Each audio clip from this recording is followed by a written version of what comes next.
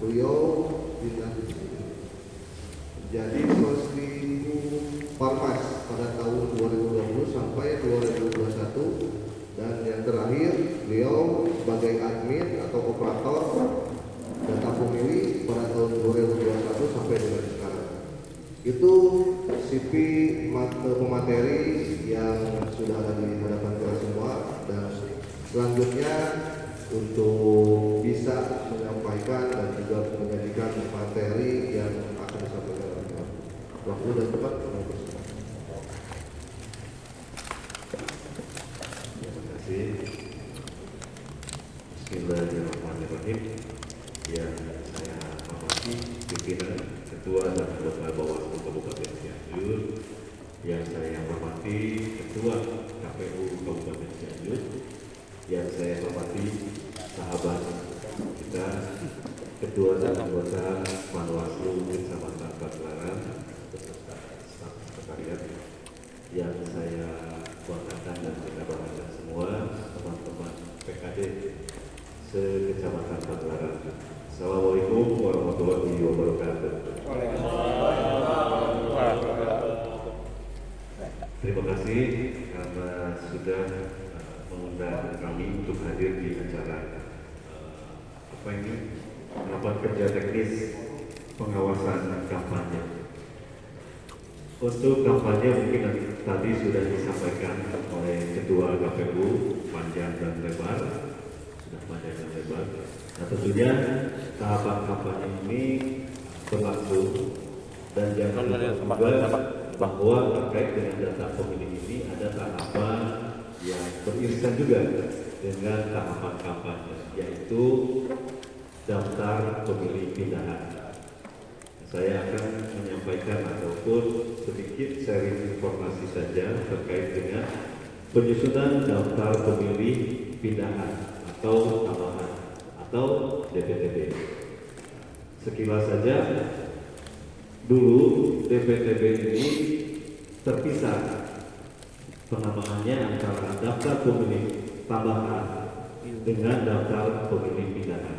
Nah, untuk sekarang disatukan, daftar pemilih pindahan ataupun daftar pemilih tambahan itu adalah DPTB. Nah, kalau pilkada yang kemarin itu daftar pemilih pindahan itu adalah DPPH. Nah, jadi untuk sekarang ini DPTB itu yaitu pemilih yang pindah, termasuk yang tambahan itu penamaannya.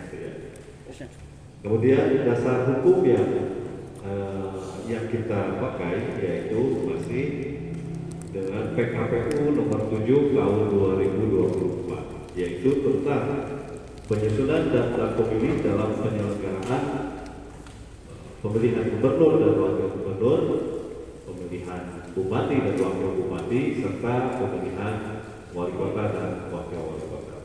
Adapun Juknis yang kita gunakan yaitu Juknis atau keputusan nomor 799 tahun 2024.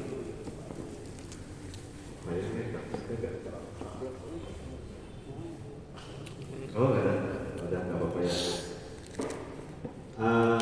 Perjalanan penyusunan daftar pemilih ini, seperti yang kita ketahui bahwa daftar pemilih ini gampang-gampang susah atau susah-susah, gampang jelimet lah, clear sebetulnya. Karena kenapa disebut clear? Karena pergerakan orang itu tidak bisa kita prediksi juga. Kadang saya dari sini sekarang, setelah ini saya bisa pindah juga ke Pasir Kuda, misalkan contohnya seperti itu. Ataupun ada yang masih hidup, besoknya bisa saja meninggal. Jadi pergerakannya sangat dinamis. Tapi dari pergerakan yang dinamis itu, tentu kita memang harus punya cakupan atau angka-angka rekapitulasi sebagai ya, bahan nantinya seperti logistik ataupun hal-hal lain ya, itu menyangkut dengan mereka. Sedikit perjalanan bahwa daftar pemilih ini dimulai dari DP4 hasil sinkronisasi. DP4 hasil sinkronisasi ini adalah DPT pemilu terakhir, berarti kemarin, kemudian disinkronisasikan dengan DP4 murni dari Kemendagri. Kemudian setelah disinkronisasikan jadilah DP4 hasil sinkronisasi yang diturunkan KPU RI ke kabupaten kota melalui provinsi. Dari provinsi kita diberikan DP4 itu kemudian diolah, dibantu oleh PPS dan PPK untuk dipetakan TPS-nya. Walaupun pada waktu itu pemetaan TPS-nya karena memang dibatasi dengan waktu, kami disebutkan pembaliun, tapi di tahapan selanjutnya kan dirapikan juga. Nah, dari pemetaan TPS ini kemudian diturunkan menjadi daftar pemilih. Daftar pemilih kemudian dilakukan coklit atau pencocokan dan pengisian oleh Pak Fahmi. Kemudian setelah coklit dilakukan rekapitulasi di tingkat PPS dan PPK, DPHP. Rekapitulasi DPHP di tingkat PPS dan PPK, kemudian ditetapkan menjadi daftar pemilih sementara di tingkat kabupaten. Sudah selesai belum?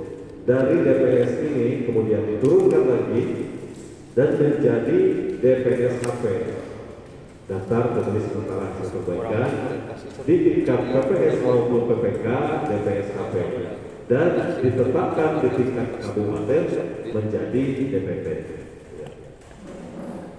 Dari DPT ini yang sudah ditetapkan kabupaten sejumlah 1.819.668. DPT punya siapa? Bukan punya KPU semata. Nilai ini ditetapkan atas kerjasama yang baik antara PKD dengan PPS, antara Bawaslu dengan PPK, antara KPU dengan Bawaslu. Semuanya menjadi terasa adem kan, terasa sejuk, tidak ada konflik, tidak ada apapun. Itu kenapa? Karena kerjasama yang baik di tingkat bawah sampai dengan tingkat atasnya. Jadi saya juga kami dari KPU mengapresiasi yang setinggi-tingginya kepada teman-teman PKD, teman-teman Bawaslu atas pengawasan terhadap daftar pemilih ini. Setelah DPT apa? Setelah DPT ada tahapan lainnya, yaitu DPTB. DPTB ini adalah tahapan proses untuk pindah memilih. Pindah memilihnya dari satu desa, dari KPPS itu dari satu desa ke desa dalam satu kecamatan, dari beda kecamatan bisa, ataupun bisa saja dari antar kabupaten. Tapi perpindahan itu nantinya yang menentukan berapa jumlah surat suara yang diterima. Misalkan dari Sumatera dia bertugas ke Cianjur, ke Pagelaran, apakah dia mendapatkan surat suara? Tidak. Tapi jika dia perpindahannya dengan alasan pindah domisili dan mempunyai administrasi kependudukan di Pagelaran, sudah punya KTP atau di Pagelaran, dia mendapatkan surat suara. 2. Ada kasus lagi, misalkan dari Kota Bandung pindah ke Cianjur, ke Pagelaran. Dia dengan alasannya bertugas. Apakah dia mendapatkan surat suara? Ya, mendapatkan, tapi satu surat suara gubernur saja. Gitu. Begitupun dari Pagelaran misalkan pindah ke Garut ataupun ke Bandung, sewilayah Provinsi Jawa Barat akan mendapatkan 10 surat suara. Kenapa perlu saya sampaikan? Karena begini, nanti akan menjadi wilayah pengawasan dari teman-teman semua. Berapa sih jumlah DPTB yang masuk ke Pagelaran? Berapa sih jumlah DPTB yang keluar dari Pagelaran? Termasuk nanti proyeksinya berapa surat suara yang diterimanya.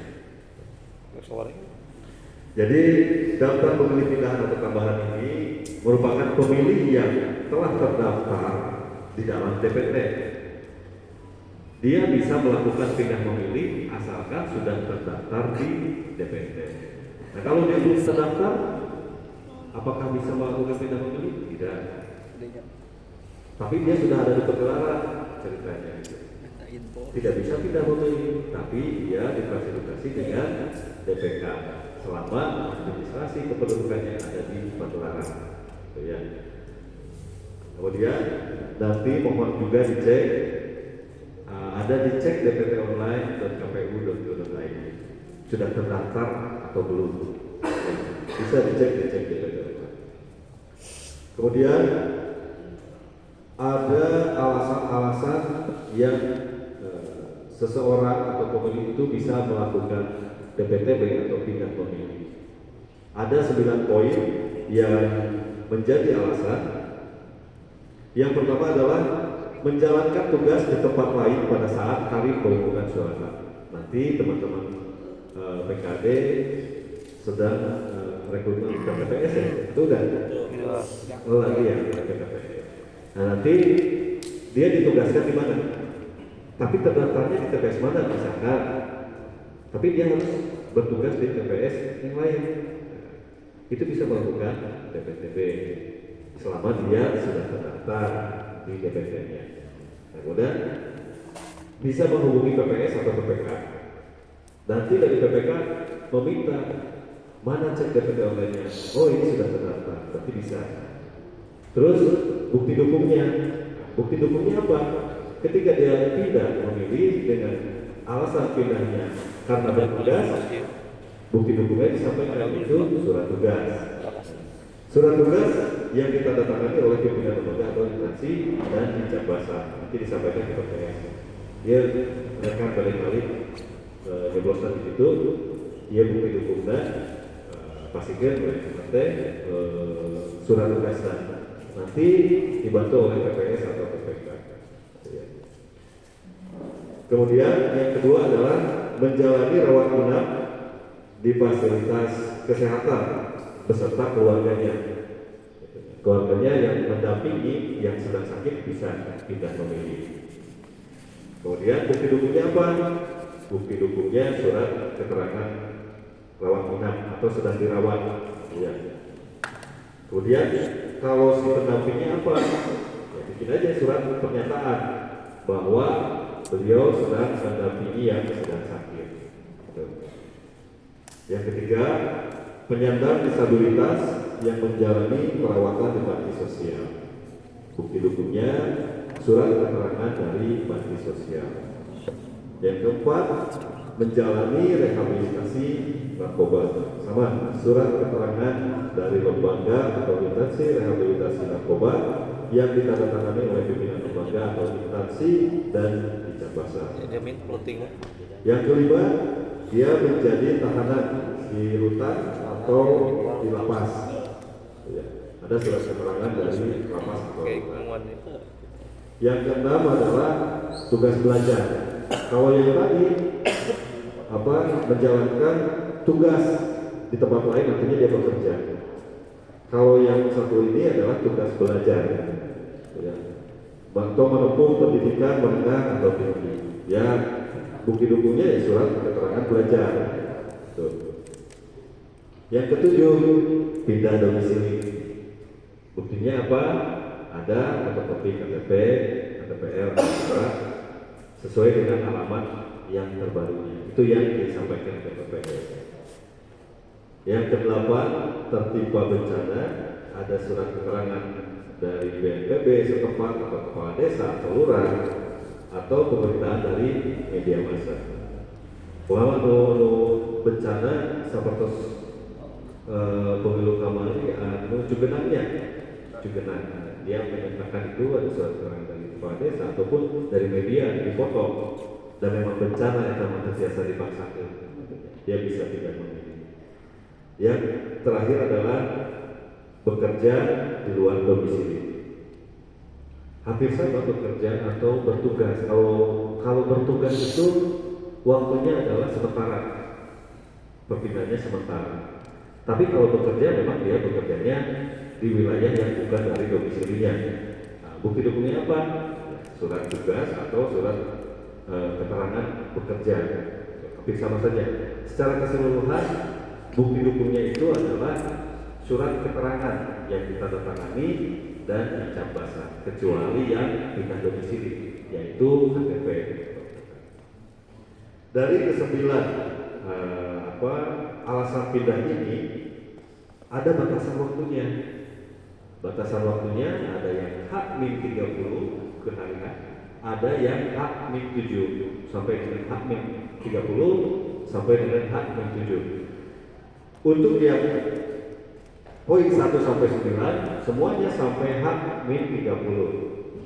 Tapi ada tambahan khusus untuk 4 poin ke H-7. Apa aja? 1, yang menjalankan tugas itu sampai dengan H-7. Kemudian yang menjalani rawat inap atau yang sakit serta yang mendampinginya. Yang ketiga adalah menjadi tahanan di rutan atau lapas. Dan yang keempat karena tertimpa bencana. Itu ya, ada yang H-30, ada yang H-7. Nah, dari pengurusan daftar pemilih DPTB ini perlu disampaikan bahwa pengurusannya bisa dilakukan di tempat asal. Misalkan dia terdaftar di Kota Bandung, dia diurusnya di Kota Bandung. Kemudian perpindahannya melalui sistem aplikasi, jadi tidak manual. Kalau dulu kan bikin surat pindah kan pakai manual ya kan. Nah kalau sekarang seperti halnya pemilu kemarin yang 2024 itu berdasarkan aplikasi Sidali. Terdaftar atau tidak sudah ditemukan. Ketika tidak ada di aplikasi Sidali, maka tidak bisa melakukan proses pindah memilih.